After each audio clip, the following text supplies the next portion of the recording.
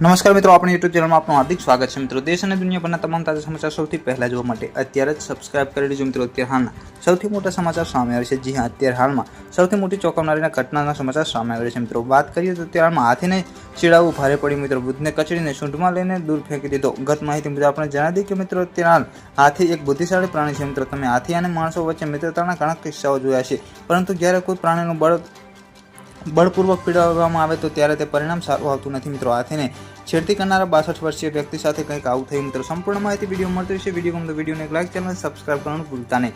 મળતી માહિતી મુજબ આપણે જણાવી દઈએ કે હાથી અને વ્યક્તિ આ વિડીયોમાં ટ્વિટર પર વાયરલ થઈ રહ્યો છે મિત્રો। જેના કેપ્શનમાં વ્યક્તિએ લખ્યું છે કે તેથી જ હું વારંવાર કહેતો રહ્યો છું કે હાથી ખૂબ જ શાંતિપ્રિય પ્રાણી છે અને ચીડાવો નહીં। જે દિવસે તેને ગુસ્સો આવશે તમારી પણ આવી જ હાલત થશે મિત્રો। આ 62 વર્ષીય વ્યક્તિ વારંવાર હાથી પર હુમલો કરી રહ્યો હતો।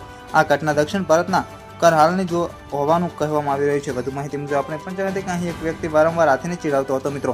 હાથી ચૂપચાપ ઊભો હતો। જ્યારે તે હાથીને ચીડાવતો હતો ત્યારથી હાથી વારંવાર તેને પગ હટાવી રહ્યો હતો, પરંતુ આ માણસ તે વારંવાર કરી રહ્યો હતો મિત્રો। થોડી વારમાં હાથીને ગુસ્સો આવ્યા અને વ્યક્તિને કચડી નાખ્યો। વધુ માહિતી મુજબ આપણે પણ જણાવી દઈએ કે વાત અહીં અટકતી નથી મિત્રો।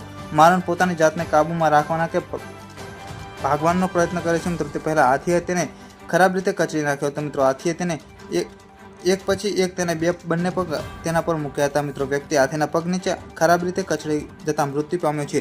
ગત માહિતી મુજબ આપણે પહોંચ્યા હતા કે પછી હાથી તેને ઉપાડે છે અને હવામાં ફેંકે છે મિત્રો। તે પછી તેને ફરીથી જમીન પર ફેંકી દે છે। આ વિડીયો સોશિયલ મીડિયા પર ખૂબ જ ઝડપથી વાયરલ થઈ રહ્યો છે મિત્રો।